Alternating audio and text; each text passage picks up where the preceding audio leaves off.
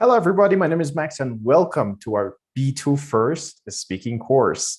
In this course, we're going to learn how to get the fullest score in your speaking test, and you will learn all the necessary steps to get this speaking test done. So first of all, what you have to learn in order to get the fullest score is what the examiners are looking for. So if you understand what the examiners are looking for, and you learn how to practice around that area, you can get this score fully without any problem. So without any hesitation, let's begin. All right, as I mentioned, what you have to remember in the speaking test is what the examiners are looking for. Now, when I say what the examiners are looking for, it means we have to understand the criteria of this exam.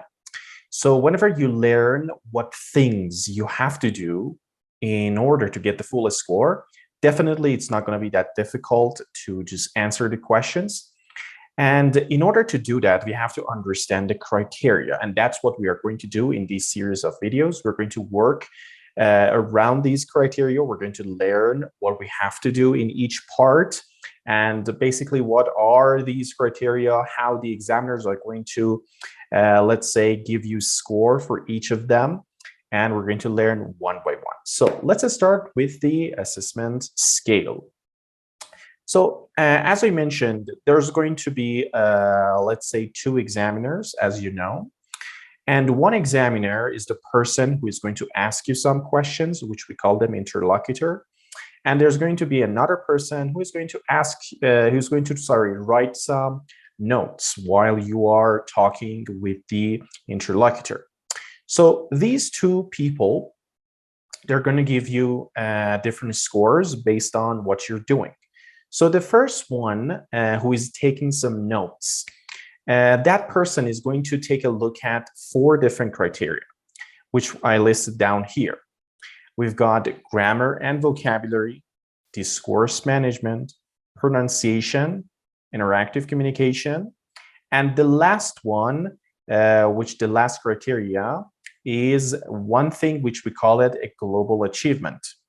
Now, what is global achievement? I'm going to talk about this, but this global achievement is the score that the interlocutor, the person, the examiner who is asking you a question is going to give you at the end of the test, which is something around your overall, let's say, performance during this exam.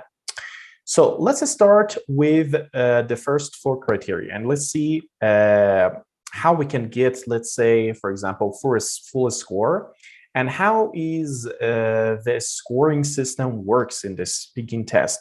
It's a bit complicated, but not that much. I'm going to just explain it in a very, let's say, easier way to understand. So let's start checking that together. So the first 4 criteria, which the examiner, which is taking notes, which we call them assessor, is taking some notes. That person is going to give you 4 different, let's say, marks. For the first one is grammar and vocabulary. Now, the grammar and vocabulary, for each of these criteria here listed here, you can get around 0 to 5 marks. So it means you can get 0 here, or you can get 5 scores. The same for the others. So it means you can get up to 20 scores here. If you answer and if you do everything which these criteria are talking about, if you can get them, that definitely you're going to get 20 scores. But this is not the only one or the only thing that's going to happen. Whatever score you get here is going to be multiplied or is going to be doubled, let's say. So if you get 20, they're going to double this, and it means you're going to get 40 scores. So this is related to these 4 criteria, which the assessor is going to give you that is score based on your performance. Now, what about the other score? So until here, we've got 40 scores. So remember, we have 40 scores until here. We have other thing, which is the global achievement. If you remember, we said we also have a global achievement score. Now, for the global achievement score, again, the interlocutor is going to give you from 0 to 5. Again, you can get up to 5 scores for this part. And then this score, whatever you get or whatever the examiner gives you, it's going to be multiplied by 4. So if you remember, we had 40 scores, and now you can also get up to 20 scores here, which means you can get up to 60 marks for your speaking test. So that's how this scoring system works. Now, you might ask, okay, Max, if I want to pass this test, how many scores do I need? So it's not that difficult. Basically, for the B2 level, as you can see here, you need to get 36. It means from this 60 available marks, if you get 36, you pass, and you can get your B2 easily. Now, 36 scores, it means 160 scores, and this 160 refers to B2. Now, in this course that we're working together, we're not going to focus on 36. Our focus is 60, full score. We're going to learn what we have to do to get 60 scores, and we are focusing on C1. I don't want you to get B2 in this course. I want you to get C1 in this course. I want to give you all the languages necessary in order to get C1. So if you do exactly what I say in this course, for sure, you're going to get C1. I've had many students, and they all, let's say, got at least C1 for this part. So it's not a difficult thing. Speaking is not difficult as long as you know what to do. You know what language you use, you know what vocabulary you use, what grammar you use, how to answer the questions. Remember, it's not all about grammar and vocabulary. Some student thinks if they use a perfect, let's say, advanced grammatical structures and vocabulary, they're going to pass this test. No, it's just part of it. As we said, there are 5 criteria here, and one of it is only grammar and vocabulary. So if you have the best possible grammatical structure and vocabulary, this is only 20% of your score. So still, you need other things as well in order to get C1, and that's what we are going to also focus. So we have to learn other criteria deeply so that you can get the fullest score in this test. So now let's begin with the criteria. We're going to go through the criteria, and we're going to learn what we have to do in each part: grammar, vocabulary, discourse management, pronunciation, all the things that we mentioned. We're going to see what we have to do if you want to get 5 scores in each one of them. So let's start. All right, so this is the assessment scale provided by Cambridge, and we're going to see what it means and how it works and everything about this. As you can see, there are 4 criteria listed up here. We've got grammar and vocabulary, discourse management, pronunciation, or active communication. And also we've got this scoring. We have 0, 1, 2, 3, 4, 5. And also in each category, you can see, for example, the category of 5 scores, let's say we have a description of what you have to do in order to get 5 scores.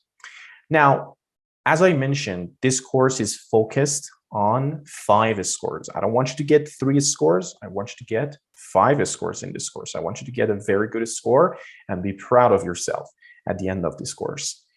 So that's why we are going to just focus on this part. So we're not going to talk about this part. We're not going to talk about this part. Our focus is just here. And I want to teach you exactly what you have to do in order to get these 5 scores fully for your test. And we're not going to focus on 3 or 1 at all.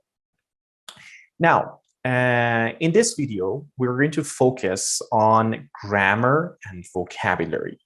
Next video, I'm going to talk about discourse management, another video pronunciation, and another video interactive communication. I'm going to explain them in details because these information here requires a lot of, let's say, explanation, and you need to understand what it says here. For example, it says, I don't know, produces extended stretches of language.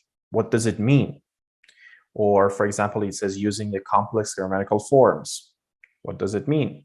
So you say, I don't understand this. So that's why in each video, I'm going to explain one by one all these criteria so that you understand them perfectly and you know what to do in order to get 5 scores. Now, also, this is the global achievement. This one, it refers to the interlocutor is going to give you this score, which is going to be, again, you can get 5 scores for this. And again, I'm going to describe this at the end of the video, and you will understand what you have to do in order to get 5 scores for the global achievement section. All right, so let's start with grammar and vocabulary and a little bit talking about things inside of that and understanding what we have to do. All right, so let's read it together and see what it says. Here it says for grammar and vocabulary, we have to show a good degree of control of a range of simple and some complex grammatical forms. So this is referring to grammar. Also, about vocabulary, it says uses a range of appropriate vocabulary to give and exchange views on a wide range of familiar topics. So generally speaking, what you have to understand here is that one of the things that is really important is conveying basic meaning. Now, what does it mean conveying the basic meaning? This is the ability that candidates, let's say, have in order to, let's say, for example, you want to talk about a topic or whatever you want to talk about. You have to say it in the way that the other listeners, they can understand what you're saying. So probably you are using some languages, maybe it's a little bit difficult, but it's still, the listener can understand what you're saying. And also there is another thing which we call it everyday situations. Now, everyday situation is something that it refers to the situations that candidates come across in their everyday lives. For example, having a meal, asking for information, shopping, going out with friends, family. So these are some of the topics that we expect to have for our everyday situations. So you need to also know these topics, which we are going to talk about it in the course. You're going to learn some good vocabulary around these topics. There are some specific questions which I will teach you how to answer those questions with a proper language. For each part of the speaking test, we are going to have a specific languages for that part. You're going to learn how to answer each part correctly in order to get the full score. So don't worry about any of these topics here. You say, oh, Max, I don't know how to talk about family and friends. So don't worry, you're going to learn in this course perfectly without any problem.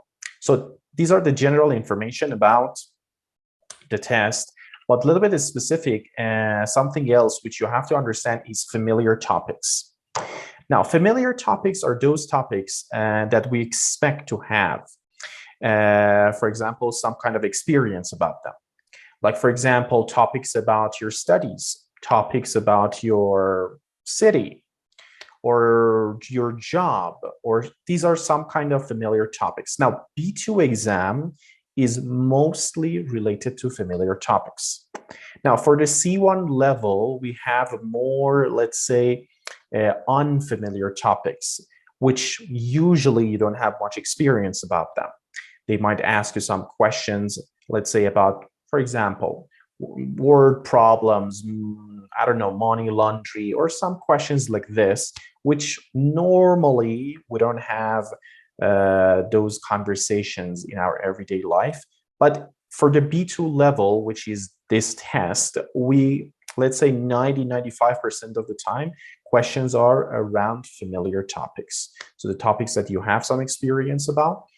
So it's not going to be that difficult. They're not going to talk about something, oh my God, very specific. It's not going to be like that. So don't worry about it. So this is about familiar topics and unfamiliar topics, because we will see these words, and that's why I'm explaining them, so that you know in the future, if we said familiar topics, it means this. Now, in terms of vocabulary, as you remember, it says here that we have to use a range of appropriate vocabulary. So let's see, what does it mean? Appropriate vocabulary. So basically, when we say appropriate vocabulary, it means you have to use the correct collocations. Some words in English, they come together. Some words in English, for example, sometimes you have to use the noun form, you have to use the adjective form, you have to use, for example, some words, they come together, like focus on, so you cannot say focus in. So these are the things that we call them appropriate vocabulary, one thing. The second thing is related to appropriate vocabulary is that when we're talking, for example, about a sport, you're using vocabulary related to a sport. You're not talking about vacation, you're talking about a sport. So this is also another meaning of appropriate vocabulary. Example here, I just put an example here so that you can understand. For example, I'm very sensible to noise. Now, the word sensible here is wrong, it's inappropriate. Why? Because we don't say I'm sensible to noise. We say I'm sensitive to noise. This is one example. Another example can be, for example, we say, today's big snow makes getting around the city difficult. Now, probably you used getting around the city is a good, let's say, phrase that you use here. It's okay and it's fine, it's appropriate. But what is not good here is using big with the snow. We don't say, like, let's say biggest snow. For example, we say heaviest snow. So that's an example of appropriate vocabulary, using appropriate vocabulary. Now, also, you will see some things such as flexibility in the future. If we talked about flexibility, flexibility means the ability that you can, let's say, use different kind of languages, not just using one language all the time. You have some kind of a flexibility. You can just change the language, change the vocabulary. And sometimes, for example, you want to talk about a topic and you've got no idea what to say in that part. So, oh my God, what should I say? The word doesn't come. You just know it in your own language. But when you want to just say it in English, you don't know it. It doesn't come. Oh my God, I want to say it. I don't know. So if you can, in that situation, when the examiners can feel it, you are in that situation. If you can, let's say, paraphrase it, try to just describe it rather than getting stuck and not talking, that's something that examiners will love. So whenever in the test, you're just, oh my God, and you don't know what to say, you're just very, you got stuck, you don't know what to say, just try to paraphrase it. And that's what the examiners definitely admire, and they will love it. Now, what else about this? Grammar. Also, grammar is something really important, as we said, because this part is referring to grammar and vocabulary. One thing that you need to consider is grammatical control. Now, what is grammatical control? Grammatical control refers to the ability that you can constantly, let's say, producing different types of grammatical structures. Imagine you want to talk about your experience, about the past. You're not just using simple past. You're using, for example, present perfect. You're using present perfect continuous. You're using past perfect. So you're using different languages. You're using used to, or some kind of languages that shows to the examiner that about one topic, you've got plenty of languages to use. And you're not going to just use simple present all the time.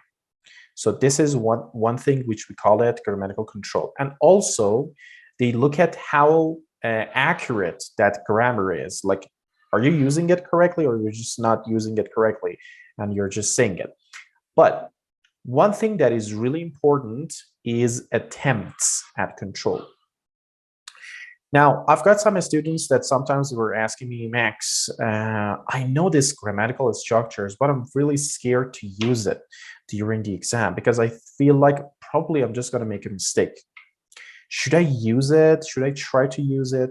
Well, first of all, if you're scared to use the grammatical structures, try to practice more. Try to learn more about that grammatical structures. In this course, I'll explain, like, let's say, all different types of grammatical structures. So you will learn all the grammatical structures necessary. But one thing you got to consider is that whenever you're having the, let's say, this test, the speaking test, the examiners are not looking for 100% accuracy. They want to see that you are using a complex grammatical form.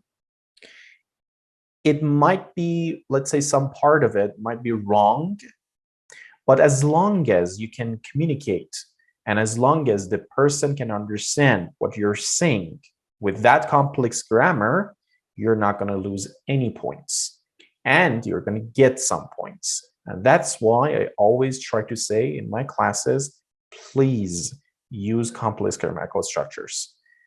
Don't be scared of making mistakes. As long as the person understands what you're saying, you're not going to lose points. Like, try to use present perfect. Instead of saying he has gone, you said he have gone. You're not going to lose any point.